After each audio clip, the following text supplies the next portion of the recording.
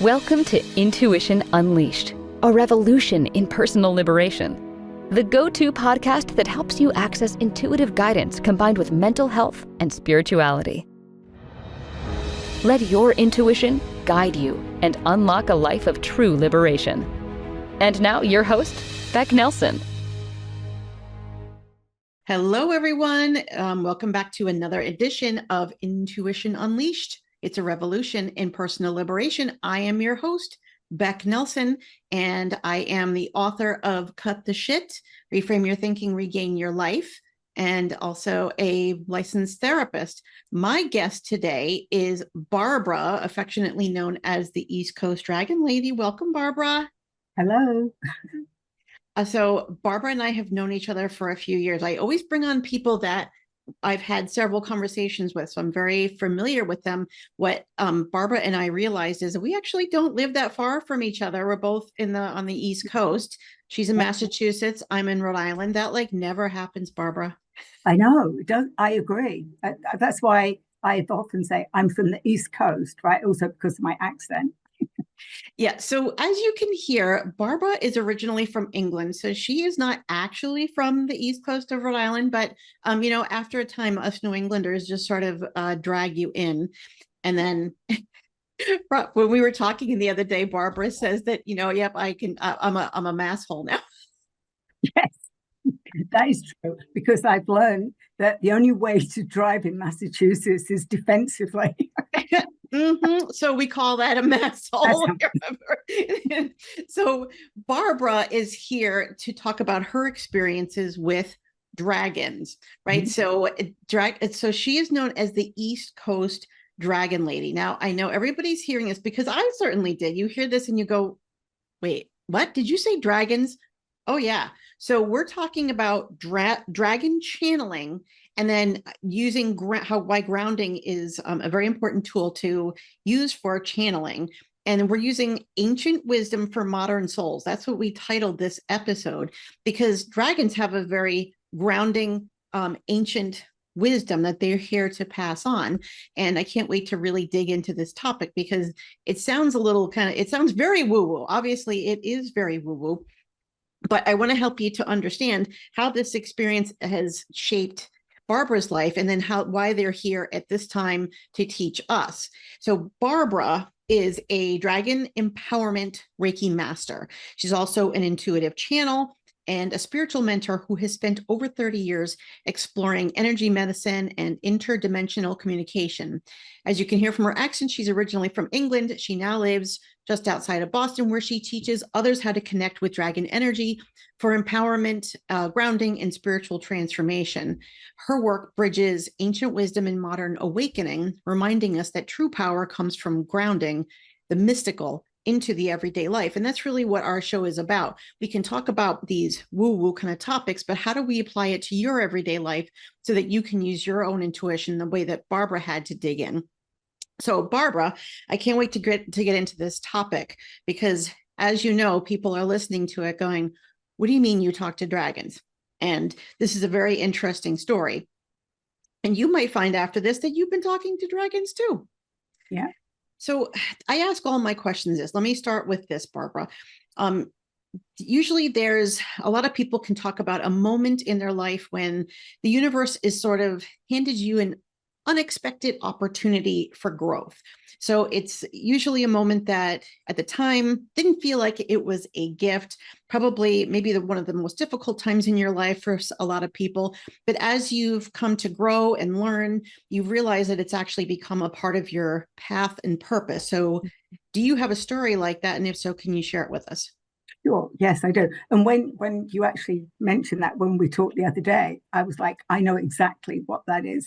And I think a lot of people do, that there's like, you go, what was that? And it was at an ending. So it was my marriage had ended. I had divorced.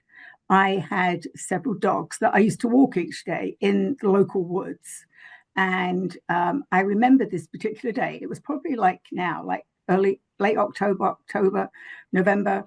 And I suddenly realized how vibrant the trees were, like the colors. And again, in New England, And on the East Coast, we have this beautiful season of colors and changing. And I've just got full body chill saying that. That's always confirmation, right? When you get the chill. And I was walking in the woods and I'm like, why am I now noticing? Before it was just brown leaves.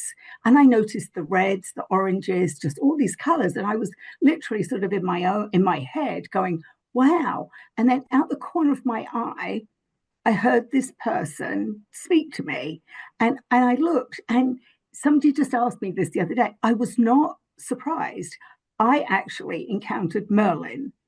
There he was, how I imagined Merlin in full, what I call, the beard, the hat, the wizard, like the wizard with a staff in his hand. And he said, of course you're noticing it. It's time. Like time has come for you to wake up, I guess. And at the time I was like, wow. And I didn't go, whoa, why am I seeing Merlin? It was just like, oh, Merlin's. Now I've had up to that point no connection with Merlin. And I was just going on my journey, awakening on Reiki, all of that stuff. It really didn't start. I didn't start awakening until I came to the United States, which has led me down a whole different path as well. And so then every day that I would take my dog, Merlin would appear at some point with some little, sometimes funny, but would just like, sometimes it was like, hi. And I was like, wow, but what stuck with me that he said that I had woken up. And as I said, I'd realized that I'd just seen trees dropping brown leaves, and suddenly I'm seeing all these colors. And I was like, wow, this is like amazing. And that's why I say Merlin has been with me at least for 30 years. In the conversations I've had with him since, apparently it's been many lifetimes. But that was really what was the signature of me realizing that and I actually use the analogy, and again, you do therapy. So I'd said that I had felt like for years, and I was in 24 years I was married, I'd felt like I was held back. And when I stepped out of that marriage, it was like I was catapulted into the universe. I literally felt like I'd literally been catapulted and everything started to wake up. Wow. So, and how long ago was that? That was 25, 26 years ago. Wow.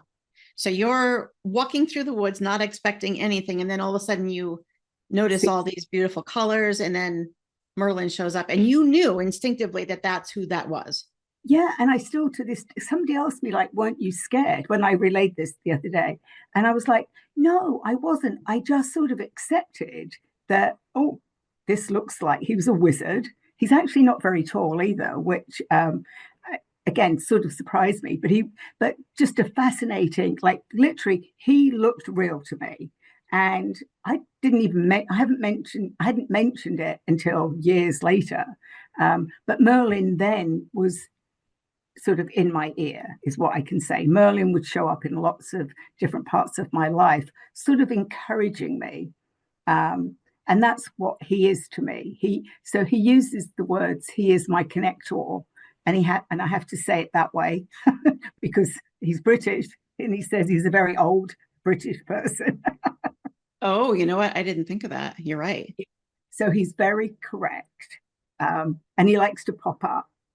So he will pop up and like remind me that he has been my connector in many things. He's connected me to most of the things I've encountered since I met him. Wow. So that was really the beginning of your spiritual journey as you remember it in this lifetime. Yes. Yeah. You bring up a very important point. This has come up in a lot of the stories that some of my guests have talked about, that it's more of a remembering. It's sort of how you put it out there. And that's what a lot of guests will say, that we've had many lifetimes, we've incarnated many times. And so this is something that once this person comes back to you, this is like, oh, my old friend. So that's why it doesn't feel scary to you. Yes. Yeah. And I'd say I've had conversations with Merlin since, because he also, at one point also, so he likes to shapeshift. So he will shapeshift into a dragon as well. So he's featured in some of my dragon. So he said that I have been his dragon, he has been my dragon. Most of my incarnations with him, I was his scribe. So he calls it a scribe, not a writer. So, and he will show me a quill, pen, and parchment paper and said, I used to write for him. Whoa. Yeah. Okay. Yeah. So yeah. wow.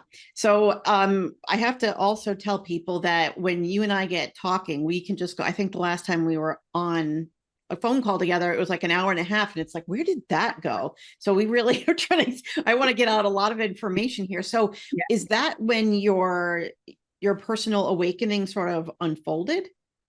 That feels like that was when I started to remember. It probably, so if I go back just quickly to when I lived in England, I was a nurse. I'm an RN, and I spent quite a few years being a visiting nurse. And often I had a couple of people tell me that I was a healer.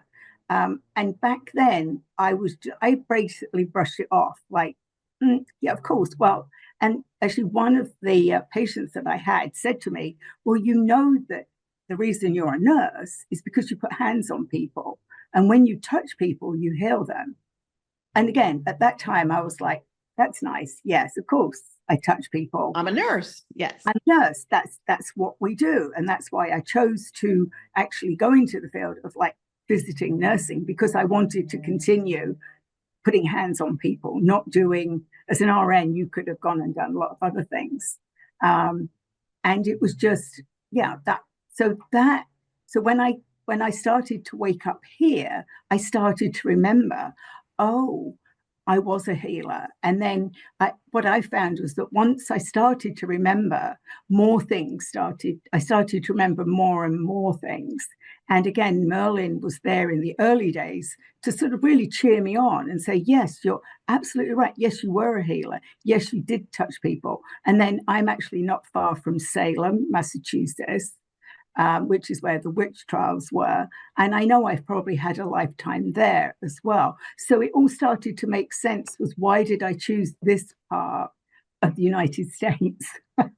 You would think that with that tragedy, you'd want to get as far away from there as you possibly could. And I do try and stay away from Salem, because the times that I've been there, I get very nauseated, spacey. Yeah, I don't particularly like being there. Sometimes, actually, at one point, my older son lived in Salem, so I couldn't avoid it.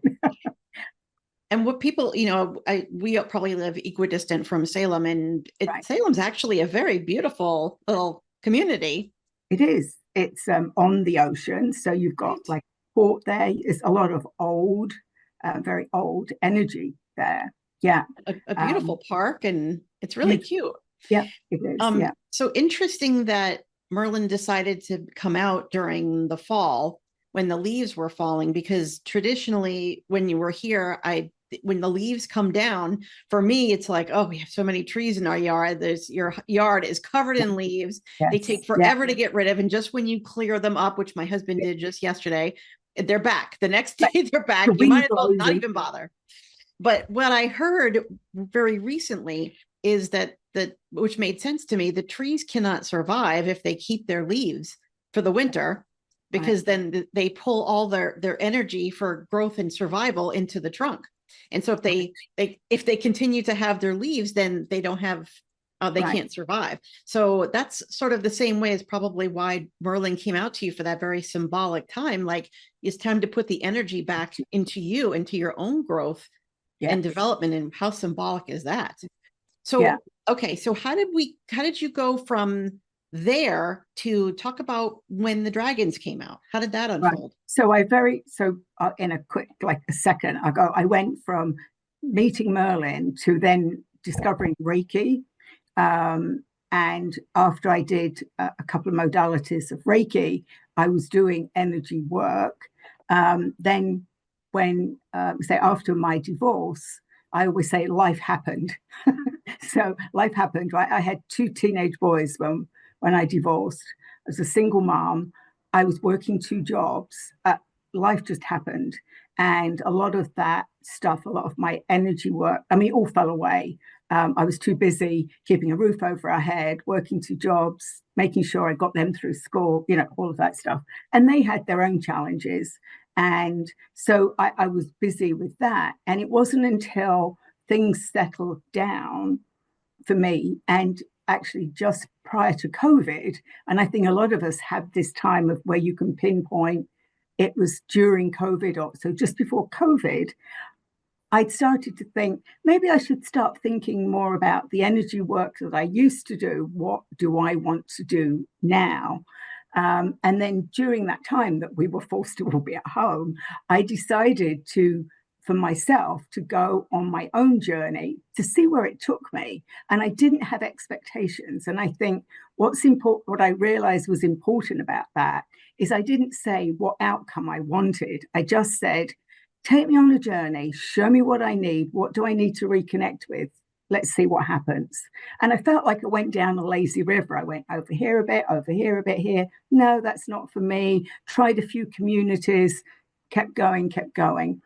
And during that time where I was feeling I was making some headway into, I think I want to maybe I met some people that were doing different types of Reiki, one being Dragon Empowerment Reiki.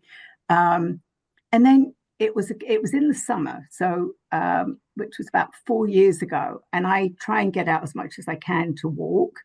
I'm at the age where I need to move my body, like all of us do.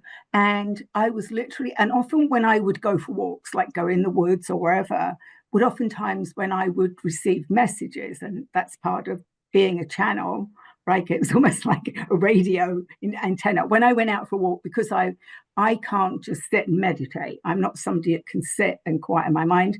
But when I walk, I'm doing something else. And I've realized that is what works for me. And I live pretty high elevation. So I'm at the top of a hill.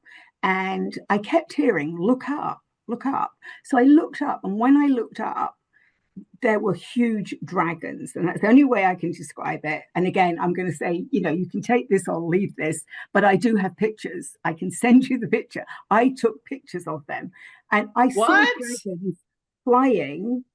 They were like flying onto, like coming down, huge dragon. I mean, I just about got them in, just landing on clouds. And they were literally flying across through clouds and sort of like almost like buzzing me. And I'd never like once thought about dragons. They hadn't been in my childhood. They weren't in my vocabulary. And I remember thinking, wow, this is awesome. But also I need to take pictures because I needed to prove to myself what I was seeing in the clouds. Now, lots of cloud, oftentimes, and I'm close to the ocean, so I often get clouds coming in and going out. But these were dragons. And when I got back, thankfully I had my cell phone with me. I could open up them a little bit more and I could see their faces. And I was like, holy shit, why am I seeing dragons? Was all I can say. I was like, why am I seeing dragons? I'd never heard anybody talk about seeing dragons, talking to dragons. I remember sending out some emails to people going, why am I seeing dragons? And the response was, I have no idea. Absolutely no idea. I didn't meet anybody that said, oh, and I went, I don't know what that means. But I thought, okay, I guess I'll put it in there. I don't know what it means pile and wait and see what happens. Because one thing I learned was don't disbelieve it, just put it there and see what happens, right? So it was probably a week, maybe 2 weeks. And then I started to hear messages from them. And they were telling me, they called themselves, we're your sky dragons. We are here to work with you. And I was like, oh, cool. And it sort of developed from, though there were about 6 dragons at the time. And then I did start meeting people that had said, oh, yes, I talk to dragons, or, oh, I've been working with, actually, I met one person that said they'd been working with dragons for 25 years and another person about 20 years.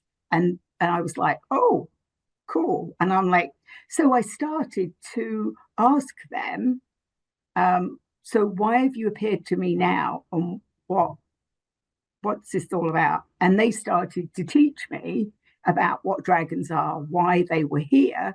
And I always tell people what I know is what they told me. And I know you're going like dragons in the sky. How would we see them? They were there. And I know, and I literally do have photographs to show you, and they're undeniably dragons. I have one that has got a huge and he's landing on a cloud. They show up on a picture on your cell phone? Yes, they did. Yeah. Wow. Okay. That part I had not heard before, Barbara. You do need to forward me those pictures. I would love to see that. Okay. Yeah. So, and at this point, when they're showing up, you're kind of wowed because what am I seeing? I was more fascinated because I'd only so also prior to that, and things that, as you know, in the spiritual world, they either all happen at once or there's nothing at all, right? So at the same time, I had only recently embraced the fact that I was a channel, because prior to that, I used to say that I did automatic writing, which anybody that knows, basically automatic writing is channel message writing, but I hadn't claimed the channeling, because to me was more like, yeah, I'm not sure about the channeling, but I can automatic write. And when it was brought to my attention by somebody that said that I was actually channeling, not doing automatic writing, and I said out loud, and I think what I've realized is what we have to say those things out loud. When I said, wow, I'm a channel, everything changed and everything shifted. And that's sort of when the dragons showed up, because what they said to me was that they realized they could speak to me. And sometimes they don't always speak, but they realized they could speak to me. I could hear them, and they got really, really excited because they were like, you can hear us, you can talk to us. Oh my goodness, we have so much to tell you. That is what the same, me as a medium and other mediums have said the same thing. It's like they get so excited that they can actually speak through somebody, that then they put a lot of energy into that. And not just dragons, usually any galactic, whatever. I mean, once I started to channel like everybody. It was like, oh, she can hear us. I think anybody, even if it's a soul that is on the other side, right? I know mediums, that oftentimes they're like, oh, you can hear us, oh, we can speak to you, right? Because it's exciting that we've connected. Mm-hmm. And I think since I made that connection with dragons, and more people have woken up to that, and then what I found was other people were connecting me to other people, and it over the past 3 or 4 years. I mean, this isn't just in the United States. It goes as far as Australia, England, Canada, and the United States. There was a group of people that came together called Dragon Thunder. And it was a one day, like, let's see who's going to show up. And it's gone on from there. And literally people across, I call it international now. And dragons are everywhere and are showing up and working with people in many different ways, not just channeling. They're doing lots of other work with people. But I just channel them and work with them to really bring those messages to people. Wow. So they've kind of communicated to you from the conversations we've had about they're sort of back. They're in the human consciousness now. So what have they explained to you about why they're here? So they say, so there was a group, so I mainly connect with collectives. I also discovered that. So collectives are a whole group of dragons, where some people connect to individual. I do have individual dragons, but when they realized that they could connect with me, it was a collective of dragons that were actually on their way to Earth. And again, that was a bit like, okay, well, where are you? And they were like, from oh, where, we're right? out in the galaxy, because they're going, we're on our way to Earth. And I'm like, whoa, wait, this is, first of all, I'm talking to dragons, and now you're telling me that you're coming from where? And they were like, oh, we're coming from other galaxies, other star systems, other planets. We're all coming together to bring in, and what we needed 3 or 4 years ago and now was to bring this energy that is very loving, and very nurturing. And they realized humanity needed this energy to come, and it's guardian energy, and it's also elder energy. So a lot of people are waking up to their elder selves and remembering their past lives and remembering all of that. And this is all comes together. So not is it just galactic and dragons, it's people waking up to who they truly are. And we've seen that over the last 2 or 3 years. More and more people are waking up to what they have been, what they could be. You know, there's that past, present, and future whole aspect to it. So it's more than, and again, for me, it was like, whoa, what else are you going to tell me? Because and this energy came in really, really fast. And what I realized was, so they were talking to me a lot, and I was trying to capture what they were saying. And then what happens to a lot of us humans, and the dragons forget sometimes we're human, is if they overload us with information, and I kept saying yes, yes, yes, was I physically got sick. And it was then that the dragons said, oh, we forget you're human. So they said, we need to step back. So what I learned from that was, don't let, like, we need to also allow them to do as much as they can, but we also are only human, and there's only so much we can take before it will actually affect ourselves physically. So we've now got a very good working relationship, is probably what I would say. So you have to kind of put up some boundaries with them and realize when you're getting too overloaded and you need to take a break. Right. Yes. And it was, I had to visit, and oftentimes, you know, as humans, we have to hit that wall. And it wasn't that I needed to say, well, you need to back off. I needed to realize it as well, because I was excited because this was all new. And I also had to say, and what they then said was, we're going to back off and you can invite us to come in, invite us when you're ready. And it was very odd not to have any of that. So I'd had all this intense chatter and energy and stuff, and then they literally backed off. And I was like, whoa, what happened? I hadn't realized how much was happening. And you got sick.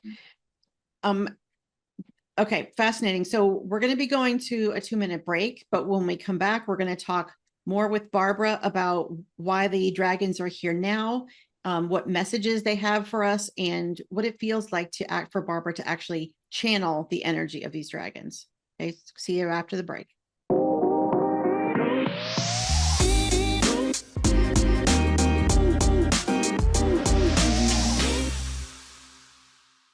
Hello, everyone. We're back for the second half of our interview with the East Coast Dragon Lady, Barbara Worsley. Barbara, we were talking about why dragons are here in this here and now. What do they have to share with us? And we were having a great conversation during the break about how other animals are dragons can actually shapeshift and show up as other animals in our life. Yes. I was sharing about my horse, and you were talking about your dog. So tell us a little bit about yes. So it isn't unusual. And again, this has taken me a few years to digest. So I'm sure for some people, they're like, what? I mean, again, this is my belief system. I mean, I've always known, especially cats. We know that cats are from other planets, right? Anybody that has a cat, you know, they're clearly not from here. I've got my current cat, she's like a Lyran, and you know, she will just sit there and look at me, and her eyes become very galactic. But so I had a small. Well, he was on the bigger end of a min pin, so miniature pincer. So most people think of like a little 10-pound dog. He was 20 pounds. He was a rescue. He'd been in many, many homes. I mean, he had a horrible trauma history. He was one of those dogs that I used to say will nip first and ask questions later, right? He was a nipper, not really a biter, and he really didn't like anybody. He's very protective of us. So, you know, you take your dogs out for a walk and all of that stuff. So one day I was taking my dog outside. I live in a condo. And I had 2 guardian dragons that were out there. And they were like, wait a minute. What are you doing with that dragon? And I said, no, this isn't a dragon. This is a dog. They were like, no, you're restraining a dragon. And that's the history of drag. A lot of dragons have been captured, restrained. So they get very upset if they think that as humans, we're doing that. So I was explaining to them, no, this is the dog. And we put a harness on the dog. And they're like, no, that is a dragon. You have a dragon. So I'm like, okay. So we used to joke and say, oh, well, the dog's a dragon. That makes sense. Now, the dog had diabetes and sadly landed up hospitalized about a year before he died. And he had his blood sugar dropped to where he became almost unconscious. Rushed him he was there for about 4 days. Now, people that knew me, who also communicated with animals, said, can we connect with him? Just see what's going on. And two or three people came back and said, did you know he's a dragon? And I said, well, yes, I had been told that. And they were like, oh, he was telling us he's been doing too much and that he forgets that he's getting old and that he's got to cut back on whatever dragon stuff he was doing. And I'm like, okay, that makes sense. He bounced back from that, which, the hospital at one point was going, we don't know if he's going to literally within a couple of days, his blood sugar was back. He was back to his normal self. So with diabetes and older dogs, it takes a toll on them. And time was coming where we knew it was just a matter of time before it was time for him to cross. His kidneys weren't functioning properly. His diabetes wasn't under control. And my vet had said, we'll leave it up to you. When it's time, this particular day, I was having a healing session from somebody who also connected with dragons. And while she was talking with me, she said, Barbara, a dragon has just landed behind you. What's behind you? And I said, oh, my dog's asleep on there. And she said, the dragon's shown up for him. And I said, oh, she goes, I think it's time. And I said, yeah, after I finished with you, that was my next phone call. So, we know that process. So I take the dog to the vets, we get all set up. And as he transitioned, I saw this smaller dragon take him across the Rainbow Bridge. And about halfway across, they gave him his dragon wings and he flew off. And it was just like, it was sad, but it was also like, oh, he's free.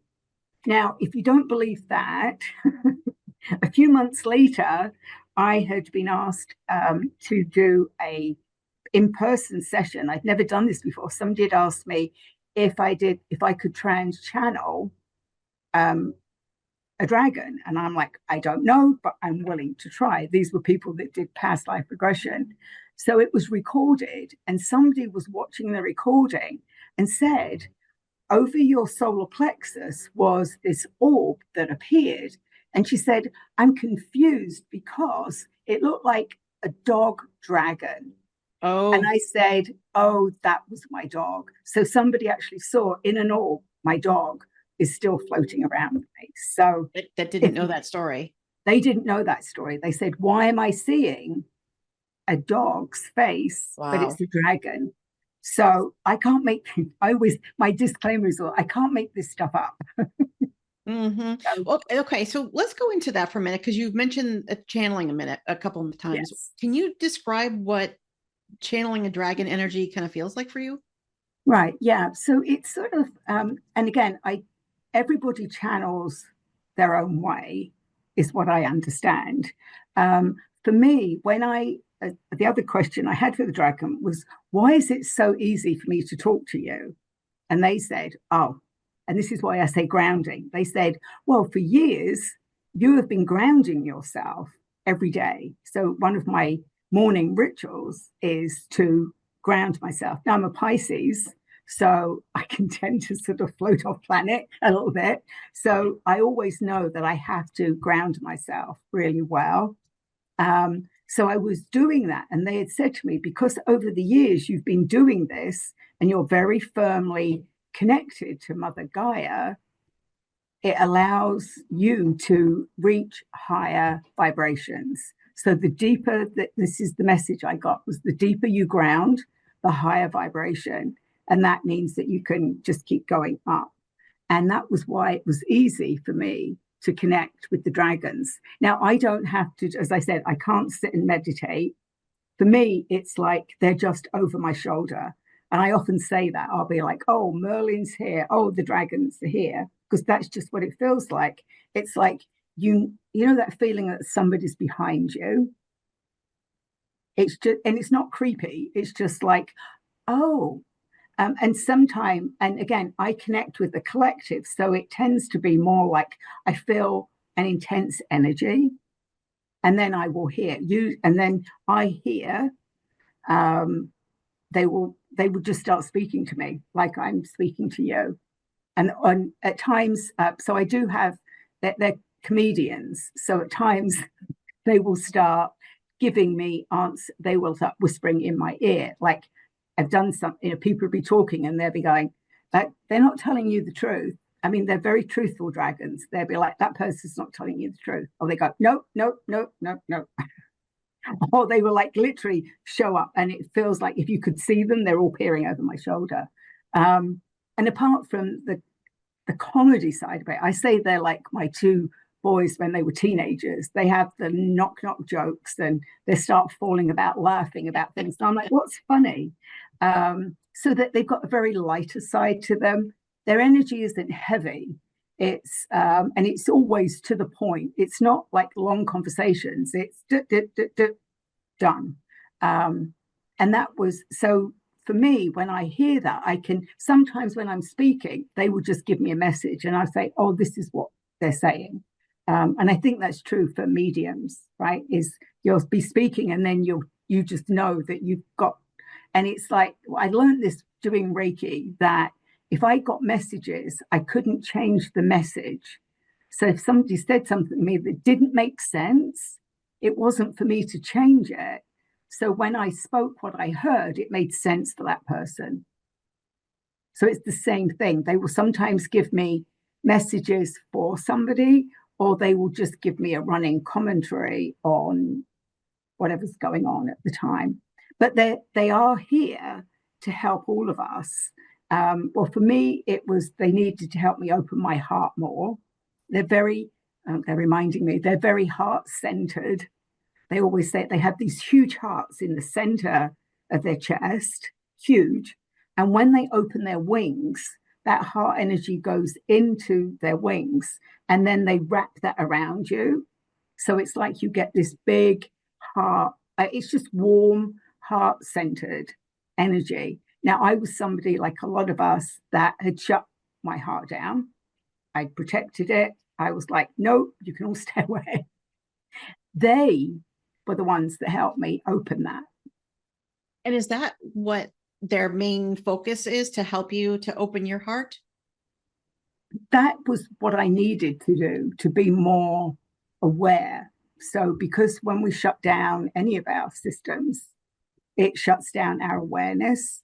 So by opening my heart up, it allowed me to be more open to all the other things that I was going to encounter.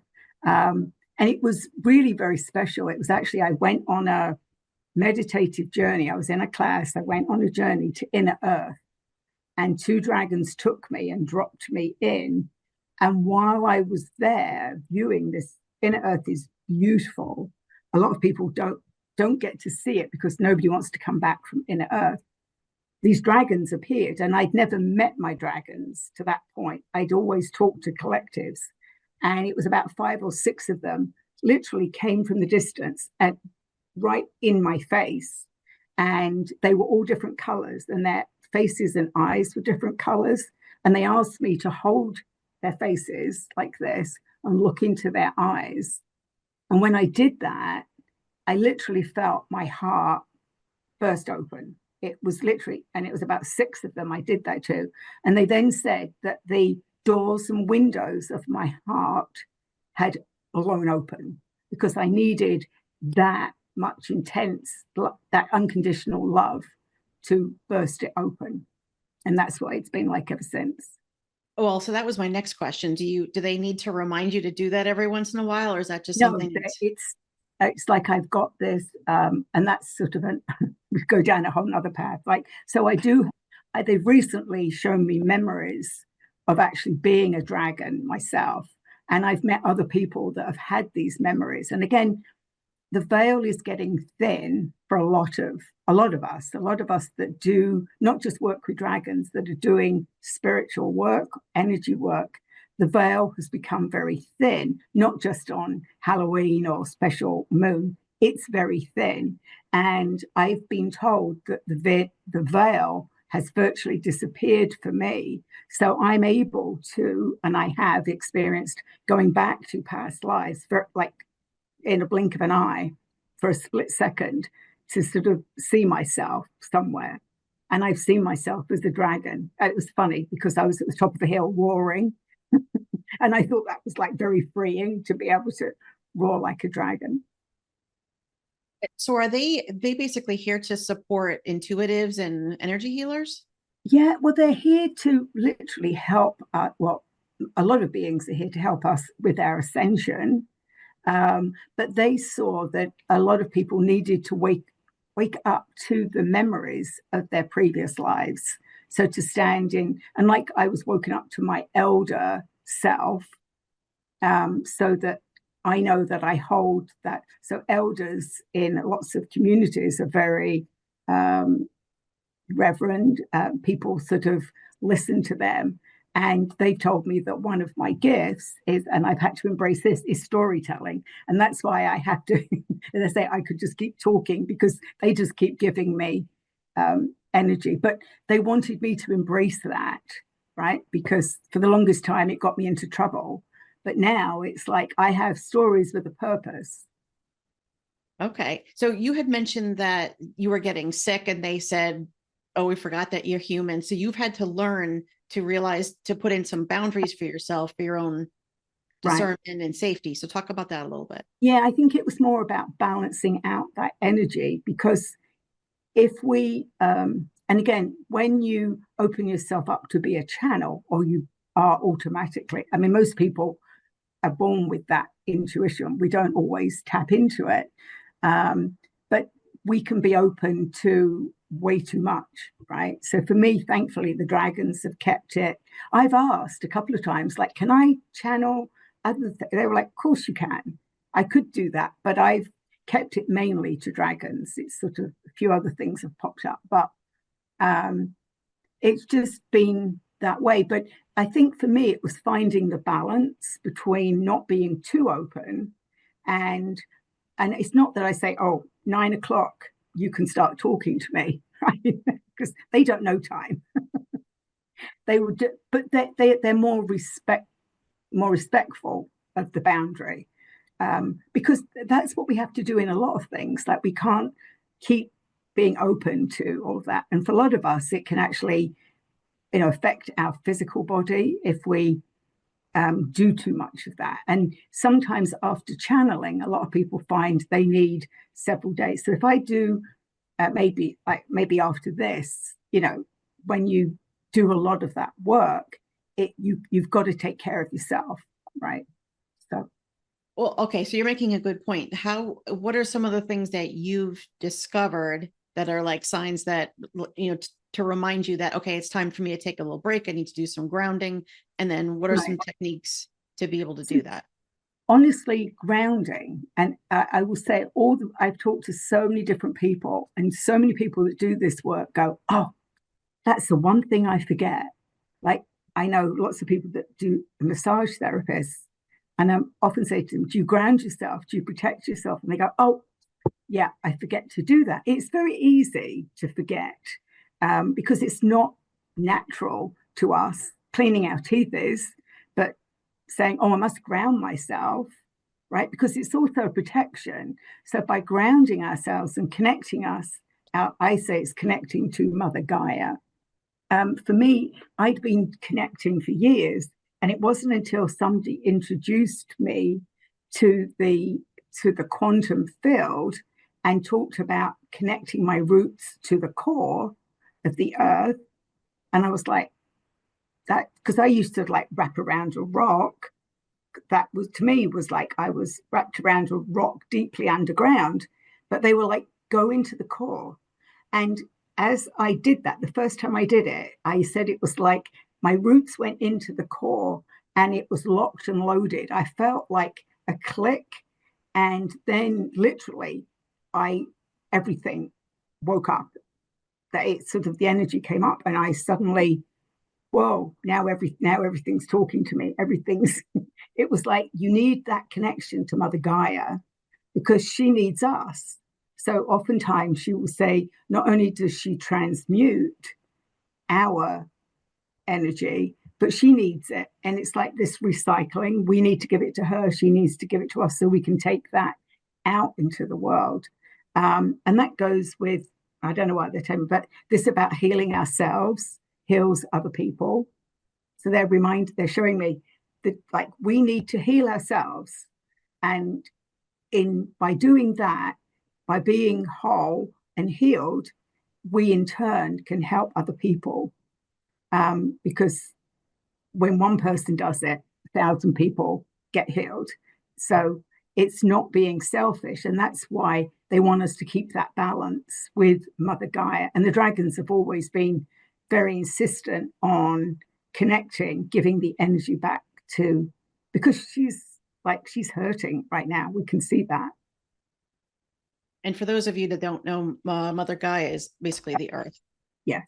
Connecting to the earth energy. And is that something that you have come up a lot when you channel the dragons, that they are telling us to connect to the energy of the earth? Connect with, they always say that we need to be respectful to her because, she's doing a lot that we don't see.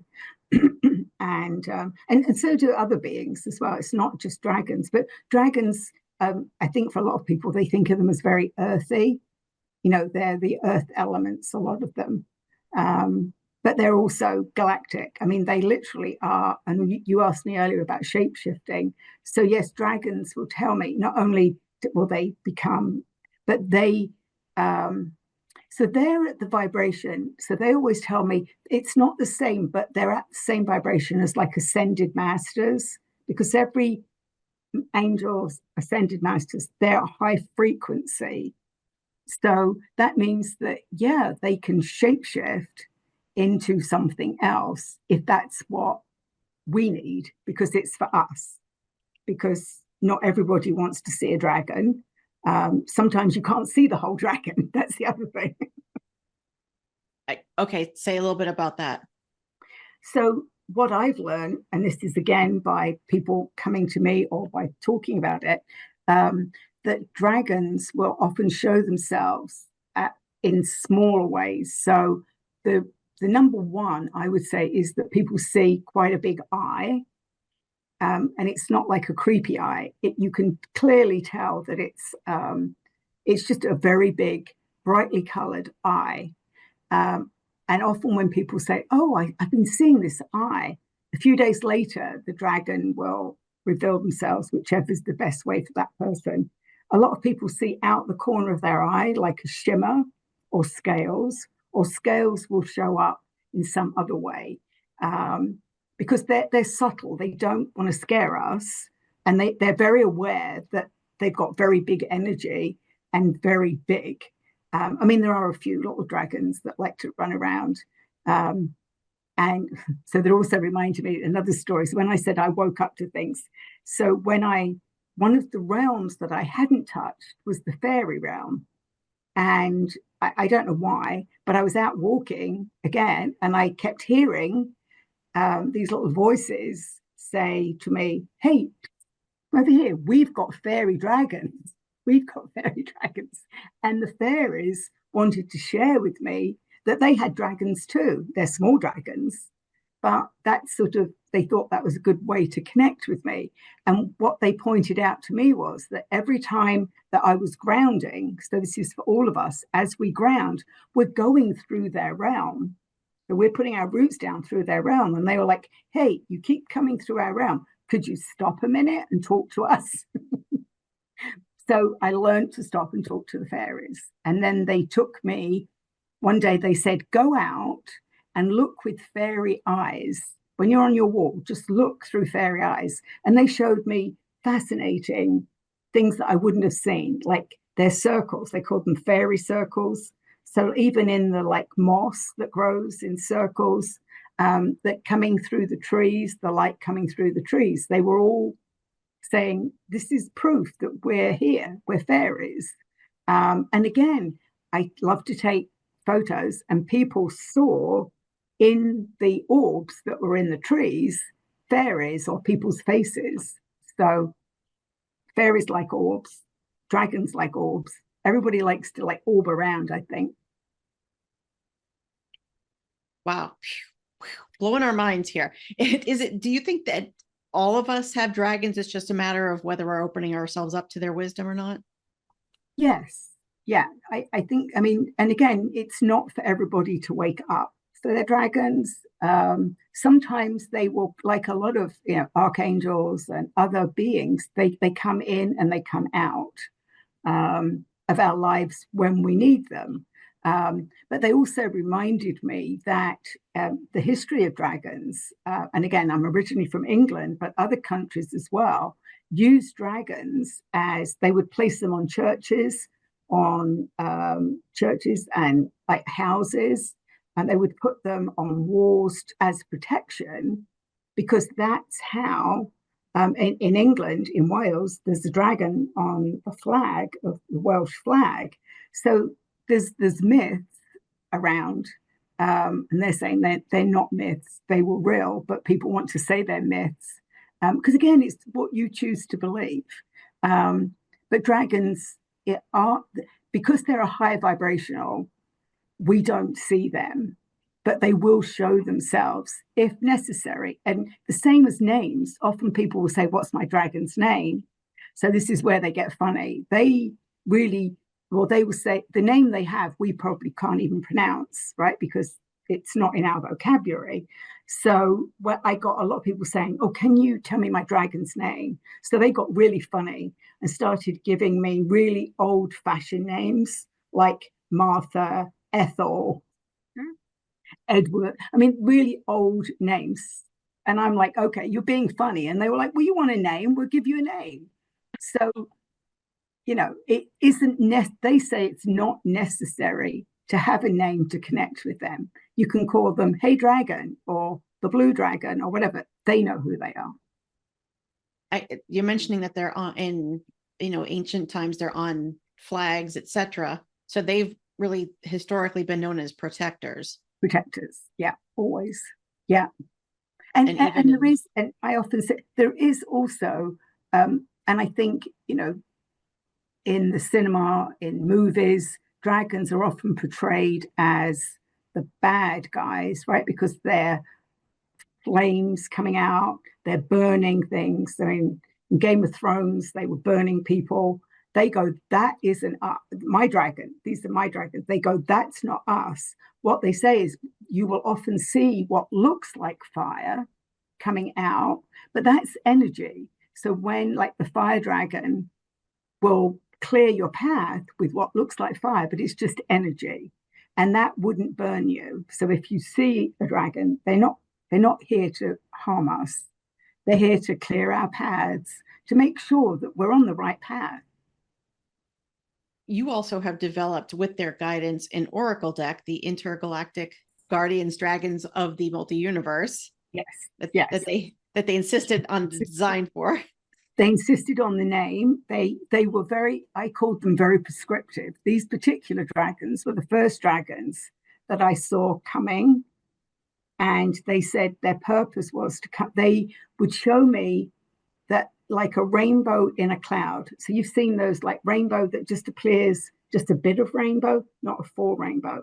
And that was because they were this full range color of dragons coming, and they were guardians and elders bringing in. And interestingly, when I was mentioning this before I developed my oracle deck, people were saying in other countries that they were seeing those rainbows in clouds, and they were saying, I think your dragons have arrived here. I think your dragons arrived there. So I know we're going to, but yes, so the they were very prescriptive, the dragons, and they told me exactly what to do, what colors they wanted. They even gave me the Crayola color names, which again, if you want proof, they said, these are the colors and these are the names. And then my friend who was doing the actual art said, what? And looked it up. And sure enough, the names they gave were the colors of the Crayola palette that they wanted. So they were very interesting to work with because they wanted me to do things in certain orders for certain reasons. And I followed their direction. Well, who's going to say no to a dragon? So you actually have a special offer for our listeners. You're going to offer a $30 dragon oracle card reading, a message for $30 for our listeners. So they're going to, they're going to email you, and that's all in the show notes, how to reach you. And in the subject line to put my name, Becc Nelson, and they'll get a $30 oracle reading from you. And of course, I need one, Barbara. I have to have. And so what are some of the takeaways that you want? We have 2 minutes left. What are some of the takeaways that you'd like to give people today? I would probably say the takeaways, if a dragon has appeared in your life, or maybe after this, they may, because they do have a habit of, you talk about them and they will show up in some way in your life. And I have many stories about that, of people that have just said, yeah, dragons. And within a week, some sort of dragon will show up. I think it's just like they are here to help us, and they're very heart-centered, very loving. And even though they're big, they want to just bring us that love and just help us all move into the new world. Our dragons, you're saying, are here for all of us to help us in our greater good. Barbara, thank you so much for being with us today and sharing the wisdom of your dragons and helping us to learn about grounding. And I want to remind everybody that we are here to help you unleash your intuition. And when you unleash your intuition, you are claiming your power. So thank you for helping us today, and join the revolution, everyone. Yeah. Thank you. Thanks, Barbara. Thank you. Bye-bye. Thanks for tuning into this episode of Intuition Unleashed. We hope you found it informative and thought-provoking.